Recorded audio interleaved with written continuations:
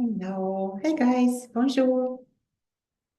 Welcome back to our channel and to those videos, those solo videos of mine. Today I have an intention to invite you for a experiential practice thing, or I don't know how to call it, or like a sort of an exercise. It is connected with the loop, thought, emotion, thought, feeling. Very often we find ourselves when there is emotional turmoil or emotional waves to we find ourselves being so immersed into that we can't even see what is really going on. We are totally identifying with the emotion or with the thoughts about that, or we are being drawn by these waves, and yeah, it doesn't feel good. We all know that. So what I notice that it is a common thing to do. It's not that it is a mistake, but it's a common thing to do when there is emotional wave or a lot of feelings. Together with that, a lot of thoughts rush in. And it's like the attention goes immediately into the thought story of that, trying to fix the problem with this, with emotions, with sensations that are here.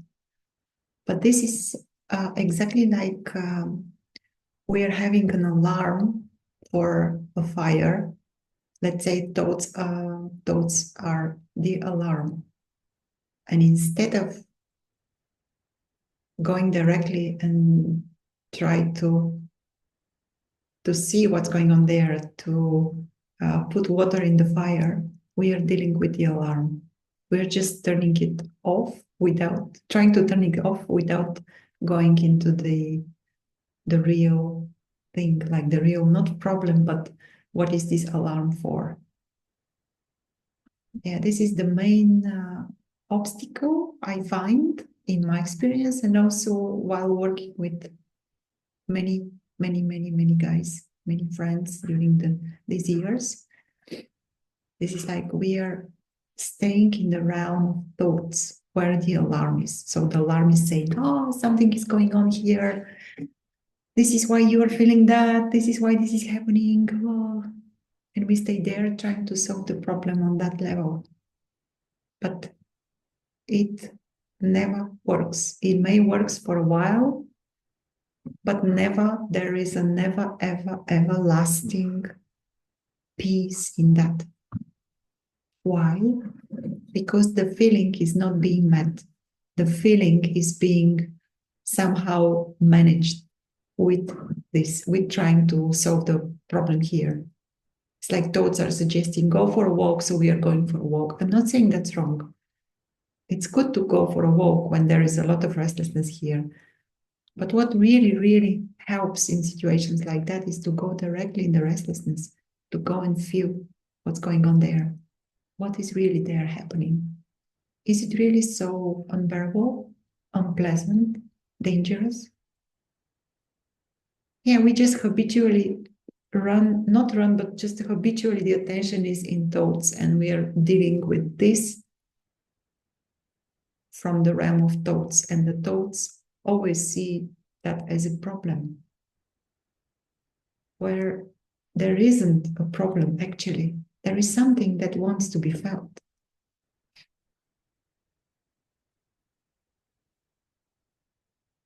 When there is anger, thoughts are either trying to find the reason why this anger is here, either trying to find like a guilty one.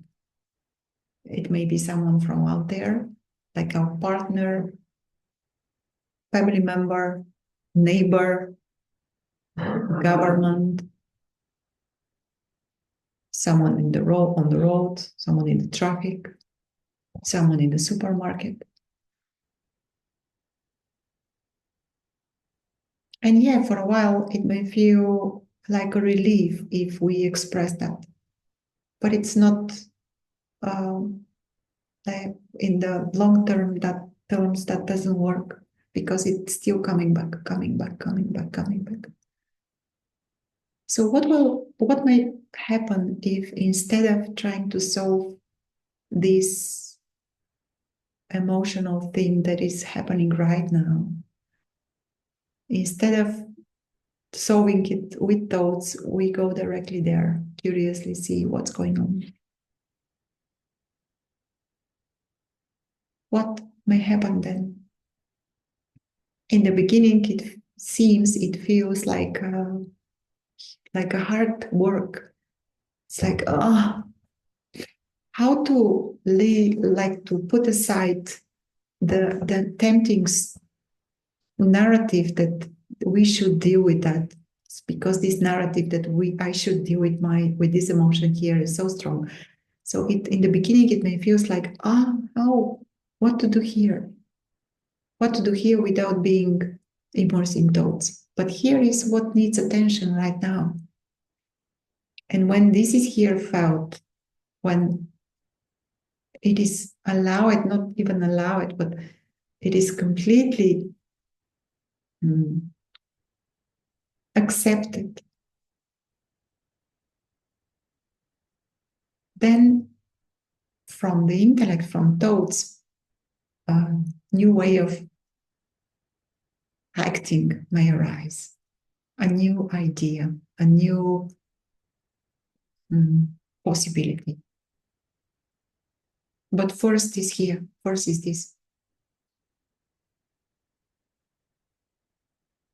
So again, when you notice emotional wave of it could be anything like anger, sadness, grief, frustration, irritation, guilt, unworthiness, shame.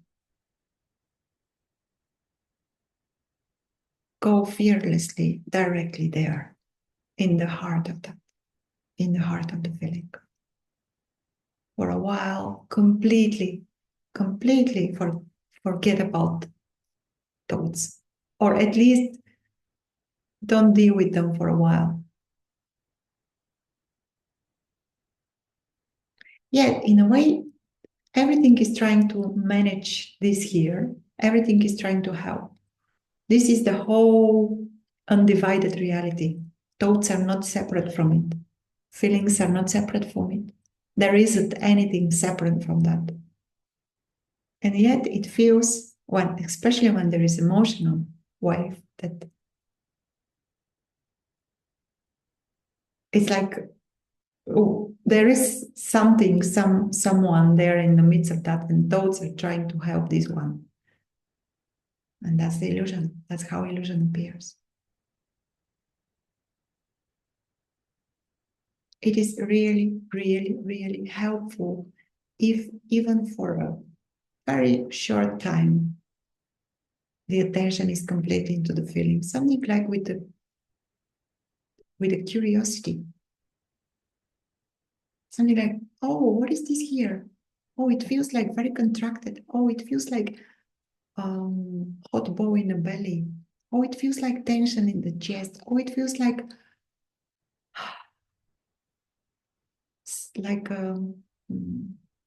something heavy in the throat. It feels like tears in the eyes.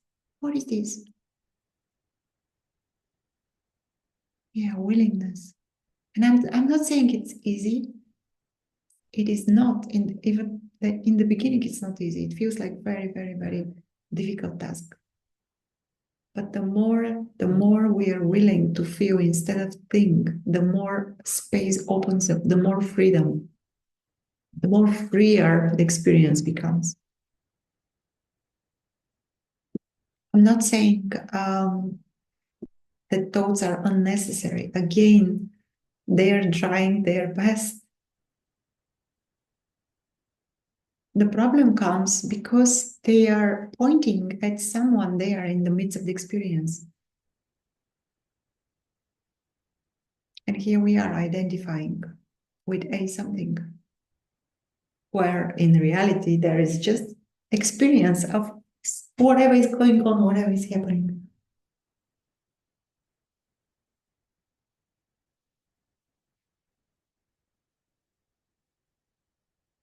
Trying to solve the problem with thoughts is, for example, now here there is wind, it is windy.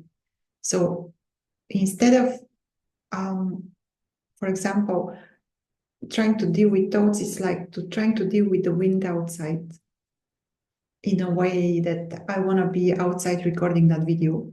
There is a wind, so I'm not going to be inside because I want to be outside. And I'm trying to deal with the wind. But guess what? It will never work. There is wind. There are thoughts.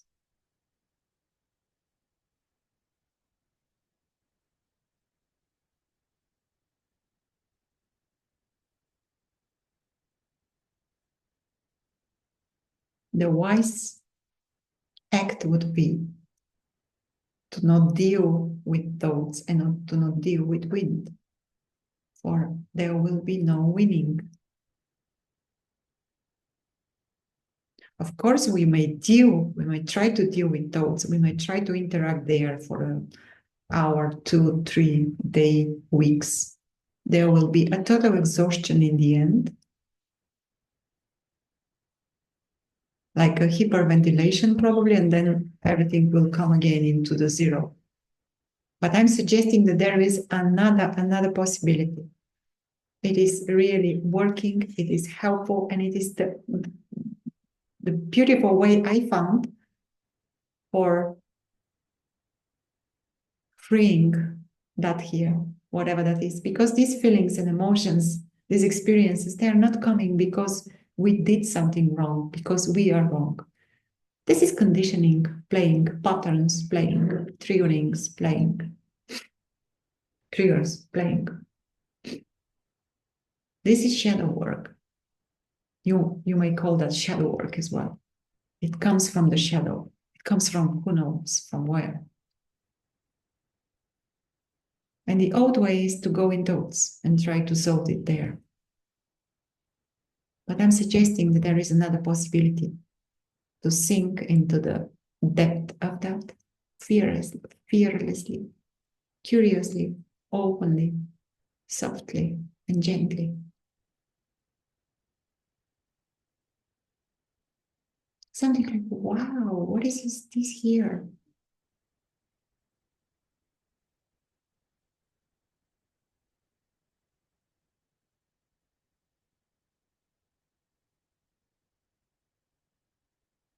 What is this here?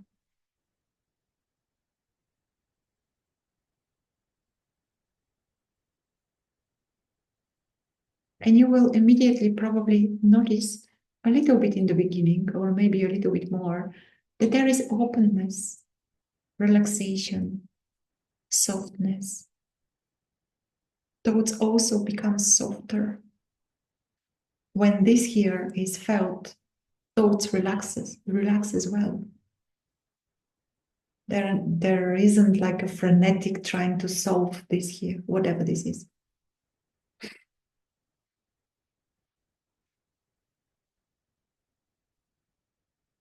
So awakening isn't something always peaceful. There is peace underneath all emotions, but emotions do arise. Sensations do arise, feelings do arise, conditioned patterns do arise. The question is how we are moving with that. That's real embodied awakened experience. How we move through that with ease, curiosity.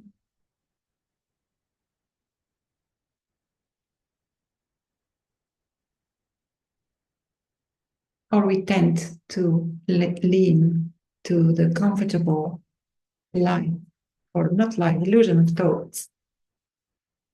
It's so comfortable.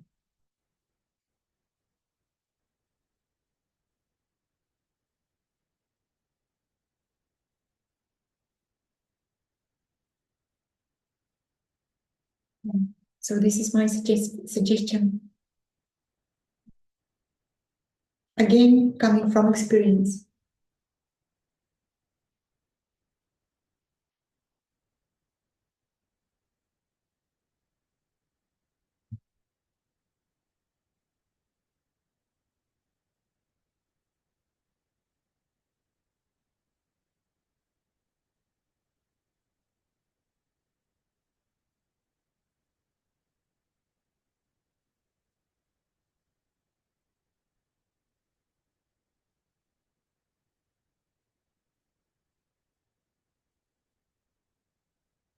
Yeah, let me know. What is your experience? What do you find? Is it difficult for you to stay with the feelings, with the emotions? Is it difficult for you to stay with thoughts? So you see, first there is identification with thoughts. When this is seen through, when there is a shift in perception that these thoughts are it, I'm not that. But basically, or this is something that is happening here, and it's completely, and there is nothing there. When there is this seeing through the illusion of thoughts, there may be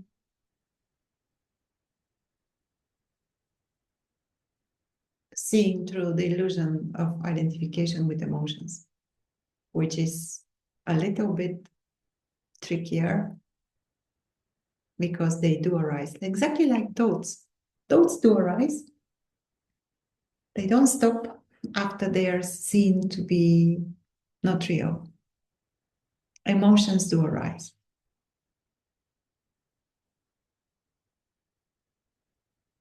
They have to arise.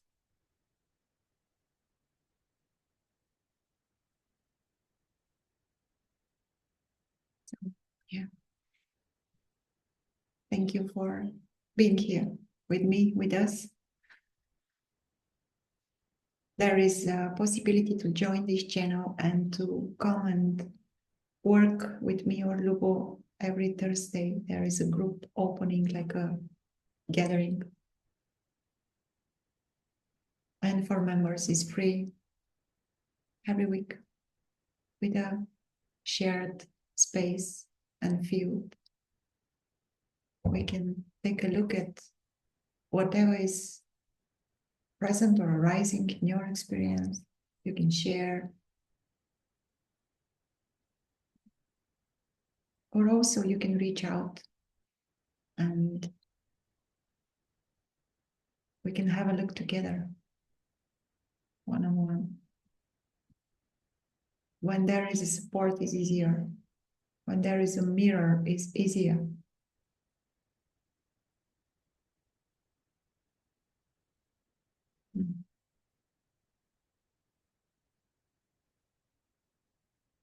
I'll show you how beautiful it is outside, and maybe this is how we are gonna end that video. So bear with me.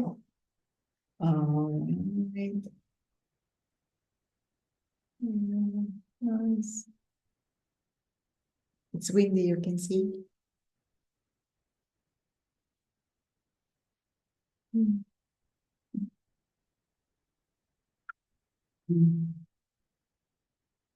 Also, there is one spot available in June to come and join us here and spend some time with us looking at this or simply enjoying life.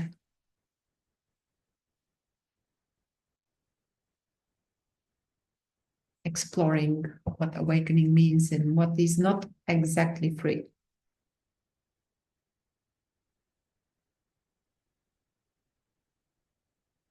We're just seeing that there isn't anything or anyone that is not free, not awake, not whole and complete.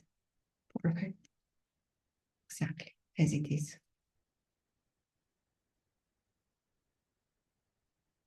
Much love, guys. Yeah, see you soon.